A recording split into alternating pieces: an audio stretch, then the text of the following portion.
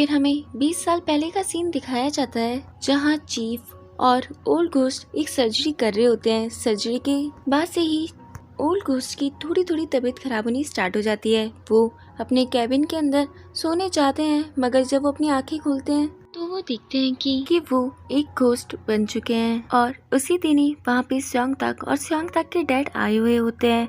स्योंगताक को बचाने के लिए वो चीफ के अंदर ट्रांसफर हो जाते हैं। फिर हमें पता चलता है कि ओल्ड घोस्ट को ये बात पहले से ही पता है कि स्योंगताक बचपन से ही काफी सारी सोल्स देख सकता है। फिर हम देखते हैं अगले दिन स्योंगताक काफी सारा सामान लेकर आता है, मगर वो थोड़ा लेट हो जाता है तो चामिन उसे डांटना स्टार्ट कर देता है। तो स्योंगताक बोलता है, क्या तुम्हें दिखता नहीं है? एक तो मैं इतना सारा सामान लेके आया हूँ और ऊपर से डांट रहे हो मुझे। ये सारा सामान चामिन ने ही स्योंगताक से मंगवाया था ताकि वो ऑपरेशन होने से पहले सबको खुश कर सके। वहीं हम देखते हैं ओल्ड घोस्ट भी अपनी स्टूडेंट यानी चीफ पेन को एक गिफ्ट देते हैं। फिर से हमें फ्लैशबैक दिखाया जाता है जहां हम देखते हैं कि इंटरनो बचपन से ही अपने ग्रैंडफादर की सोल को देख सकती है और उन्होंने उस वक्त अपने ग्रैंडफादर को चीफ के अंदर भी ट्रांसफर होते हुए देखा था। वो उनका पीछा करते हुए ऑपरेशन थिएटर के पास जाती है जहाँ पर स्योंगताक के दादा भी आ जाते हैं। वो इंटरनो से पूछते हैं कि बेटा तुम यहाँ पे अकेली क्यों खड़ी हो, तुम्हारे बड़े कहाँ पर है? तो वो बताती है कि मैंने अपने दादा को देखा, उस बच्चे यानी स्योंगताक को बचाने के लिए एक डॉक्टर के अंदर ट्रांसफर हो गए। ग्रैंडफादर बताते हैं कि वो लड़का मेरा ही पोता है। तभी वहाँ पे इंटरनो बेहोश हो जाती है। फिर सीन प्रेजेंट में शिफ्ट होता है जहाँ हम दिखते हैं ग्रैंडफादर बोलते हैं कि मुझे पता है तुम अभी भी मेरे पास ही बैठे हो, पहले तो थैंक यू कि तुमने मेरे पोते को बचाया और मैं आशा करता हूँ कि अपन दोनों फ्यूचर में इन-लॉज बन जाएं। वहीं चामिन ने स्योंगताक की ऑपरेशन की तैयारी जोरों शोरों से शुरू करवा दी होती है। वो दोनों साथ में मिलकर दिन रात सिर्फ ऑपरेशन की तैयारी ही कर रहे होते हैं। सेजिन जब देखती है कि स्योंगताक अपना काम काफी अच्छे से कर रहा है तो वो भी काफी खुश होती है। अब स्योंगताक बिना डरे सभी पेशेंट्स का इलाज करना स्टार्ट कर देता है। तभी वहाँ पे एक एक्सीडेंट का केस आता है। स्योंगताक उस लड़के को पंप देना स्टार्ट करता है, मगर तभी उस पर्सन की सोल उसके सामने आ जाती है। ये देखकर वो काफी ज्यादा डर जाता है, पर वो सारी चीजों को भुलाकर उसको पंप देता ही रहता है, जिसकी वजह से उसकी लाइफ उसकी बॉडी के अंदर लौट आती है। ये सीन देख के स्योंगताक काफी ज्यादा खुश होता है और रोना स्टार्ट कर देता है, क्योंकि ये सब कुछ उसने चामिन की मदद के बिना किया था। कहीं ना कहीं सेजिन को भी शक होना स्टार्ट हो जाता है कि स्योंगताक चामिन की सोल को देख सकता है। वो देखते ही है कि स्योंगताक किसी से अकेले में बड़बड़ाया जा रहा है, जिसकी वजह से उसे पूरी तरीके से बिलीव हो जाता है कि वो चामिन की सोल को देख सकता है। रात को स्योंगताक जिसके अंदर चामिन की सोल है वो और सेजिन साथ में घूमने जाते हैं। जब सेजिन ग्रोसरी स्टोर के अंदर सामान लेने जाती है तभी पीछे से सन आ जाता है और कहता है कि तुमने मेरे साथ बहुत बुरा किया है, अब बारी है तुम्हारी। तभी हम देखते हैं कि रोड पे से एक बहुत तेज बाइक जा रही होती है जो स्योंगताक यानी चामिन को टक्कर मारती है, जिसकी वजह से स्योंगताक के अंदर से चामिन की सोल निकल जाती है और चामिन की सोल वहीं पे धीरे धीरे बर्नअप होनी स्टार्ट हो जाती है। मगर टाइम पे एम्बुलेंस आ जाती है जिसके अंदर ओल्ड घोस्ट भी बैठे होते हैं। सभी लोग स्योंगताक को उठा के ले जा रहे होते हैं, मगर ओल्ड घोस्ट एक मेंबर के अंदर ट्रांसफर होकर स्योंगताक को वापस से वहीं ले जाके रखते हैं जहां पर चामिन की सोल लेटी हुई होती है, जिसकी वजह से स्योंगताक वापस से होश में आ जाता है। सेजिन चामिन को कन्फेस करती है और कहती है कि मुझे पता है तुम ही हो स्योंगताक की बॉडी के अंदर। नेक्स्ट डे चामिन काफी ज्यादा खुश होता है क्योंकि सेजिन को पता चल गया है वो उसे देख सकता है। सेजिन चामिन की सोल से पूछती है कि मैं कौन से कलर के कर्टेन लगाऊं। चामिन ये सुन के काफी ज्यादा खुश होता है कि वो उससे बात कर रही है। वहीं इंटर्न ओ स्योंगताक की ड्रेसिंग कर रही होती है। चामिन वहाँ पे भगता हुआ आता है और कहता है कि भाई थोड़ी सी मदद की जरूरत है। वो स्योंगताक को अपने साथ लेके जाता है।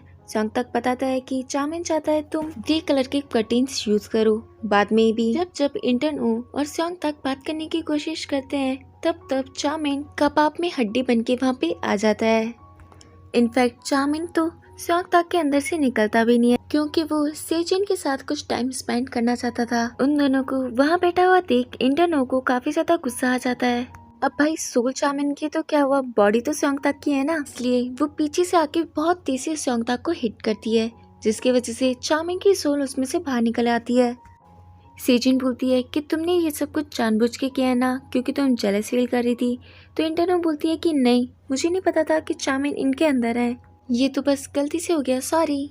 बाद में सेजिन और इंटरनो डिसाइड करते हैं कि चामिन की सोल स्योंगताक के अंदर सिर्फ 2 घंटे के लिए ही ट्रांसफर हो सकती है। फिर हम देखते हैं वो जो लड़की की बॉडी होती है उसे नॉर्मल वार्ड से VIP वार्ड में शिफ्ट कर दिया जाता है, जहाँ उसकी मम्मी और पापा उससे मिलने आए होते हैं।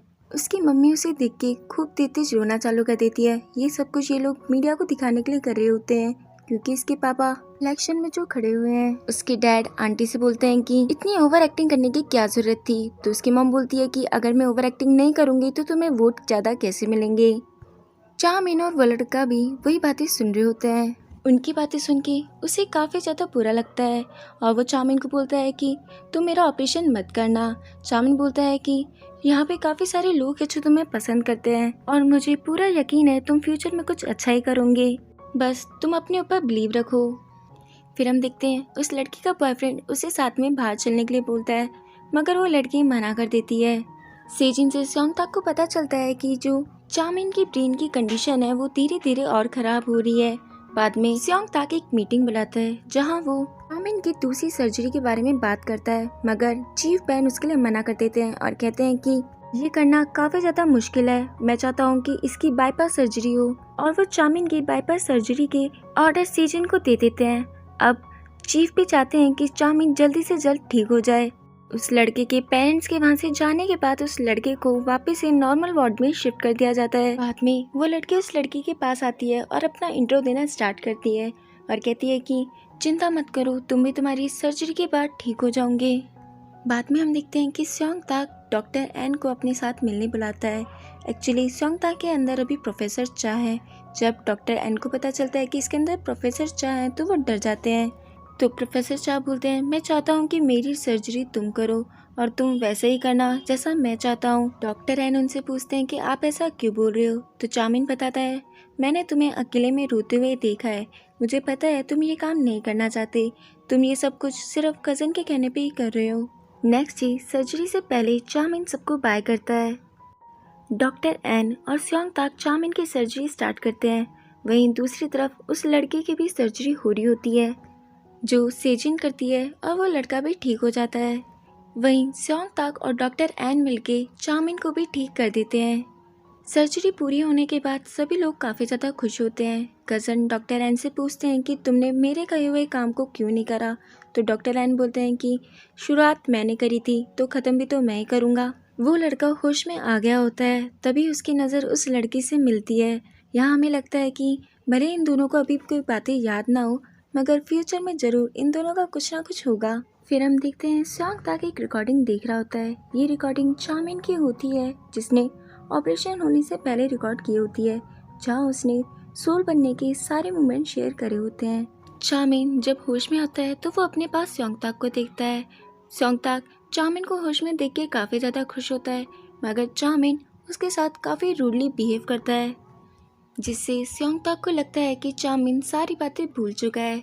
और भी सारे डॉक्टर्स चामिन से मिलने आते हैं, जिसकी वजह से स्योंगताक को काफ़ी ज़्यादा बुरा लगता है। बाद में कज़न भी चामिन से मिलने आता है। कज़न को लगता है कि चामिन सोल वाली बातें सारी भूल चुका है, मगर चामिन तो सिर्फ नाटक कर रहा था। चामिन बोलता है, तूने मेरे और चेयरमैन जेंग के साथ जो जो करा है उसका हिसाब तुझे मिलके ही रहेगा। बाद में चामिन स्योंगताक को बता देता है कि मैं तो सिर्फ नाटक कर रहा था। ये सुन के स्योंगताक काफ़ी ज़्यादा खुश होता है। वहीं डॉक्टर एन पुलिस स्टेशन जाके गवाही दे देते हैं कि प्रोफेसर चामिन और चेयरमैन जेंग के इंसिडेंट में ये कज़न और सन मिले हुए हैं, जिसकी वजह से पुलिस कज़न और सन को भी अरेस्ट कर लेती है। वहीं ओल्ड घोस्ट अपनी पोती यानी इंटरनो को एक गिफ्ट देते हैं और काफ़ी सारा आशीर्वाद भी। अब सेजिन और चामिन के बीच में भी सब कुछ ठीक हो चुका है। नेक्स्ट टाइम चामिन और स्योंगताक दोनों ही हॉस्पिटल के अंदर काफ़ी ढासू एंट्री मारते हैं। अब चीज़ें काफ़ी हद तक बदल चुकी हैं। जो डॉक्टर पहले कोल्ड हार्टेड था, अब वो भी थोड़ा मनचला हो चुका है। और स्योंगताक जिसे सर्जरी का भी नहीं आता था, अब उसने भी काफ़ी सारी सर्जरी स्टार्ट कर दी है। और इसी के साथ हमारा ये ड्रामा ख़त्म हो जाता है। अगर आपको वीडियो पसंद आए तो लाइक, शेयर और सब्सक्राइब जरूर कीजिएगा मेरे चैनल को। तब तक के लिए बाय बाय।